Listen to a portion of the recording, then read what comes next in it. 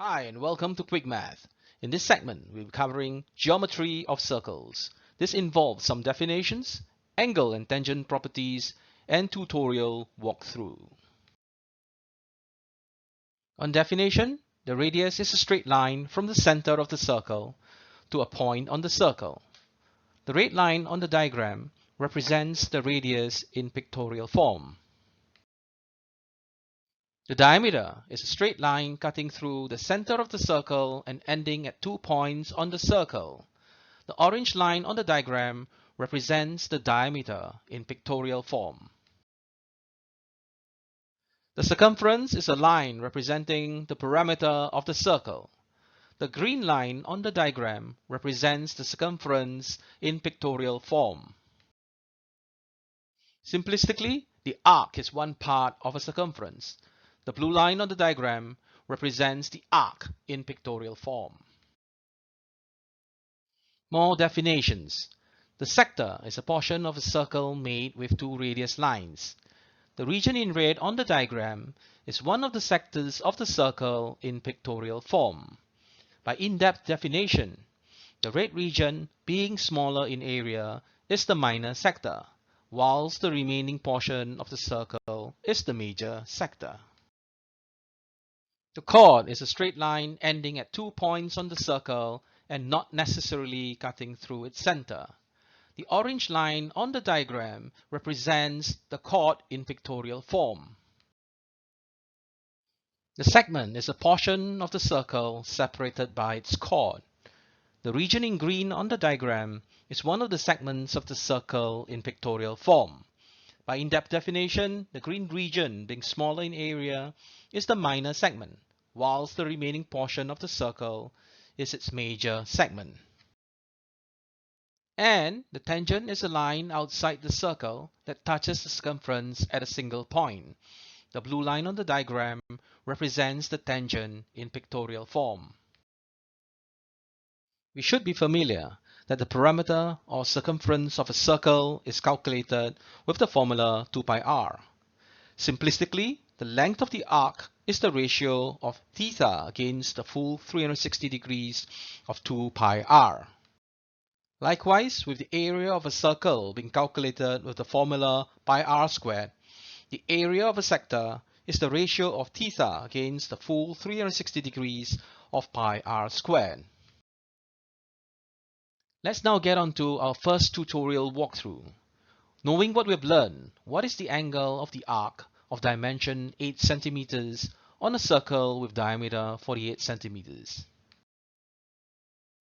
Knowing that the ratio of theta against the full 360 degrees of 2 pi r is the arc dimension, we can plug in the given dimensions for both arc and diameter. This will lead us to the required theta. We now come to angle properties of circles. The first point to note is when lines are drawn from the ends of the same chord, the angle to the center of the circle is always twice that going to a point at its circumference. Now let us digest the first point. With what is said in the first point, would the angle for the two red lines also equal to half of 2 theta?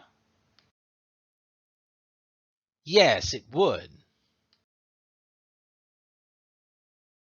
This brings us to the second point to note, that when lines are drawn from the ends of the same chord, the angle is always the same going to any point at its circumference.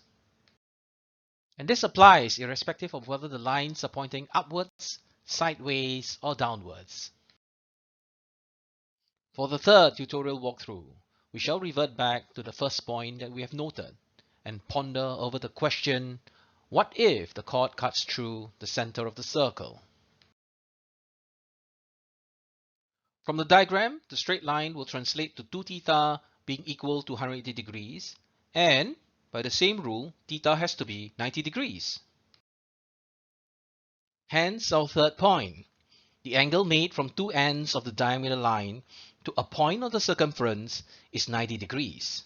Stressing here that it's to any point on the circumference. Our fourth point to note is When a quadrilateral has all its corners on the circumference, its opposite angles are supplementary.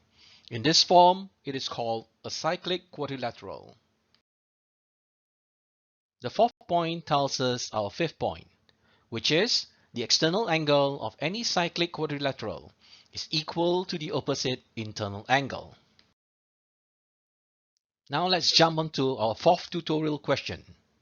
From the given diagram, express C in terms of A and B. From the first point, C is equal to half A, with B being just a dummy in the question. Next, on tangent properties, specifically tangent to a radius, is our sixth point. A tangent is perpendicular to the radius at the point the two lines meet at the circumference. More on tangent properties with respect to its radius. For our seventh point, when two tangent lines are made from the same point to the upper and lower circumference of the circle, the line joining the center of the circle with this point bisects the two tangents. Our eighth point is a tangent to a chord. Here, the angle between the tangent and a chord is equal to the angle on the opposite segment that shares the same chord. One last tutorial walkthrough before we wrap up the segment. Stop so that we can get on to a final question. Alright, from the given diagram, express D in terms of A, B, and C. D is really just C, using what we know on angle theory of parallel lines.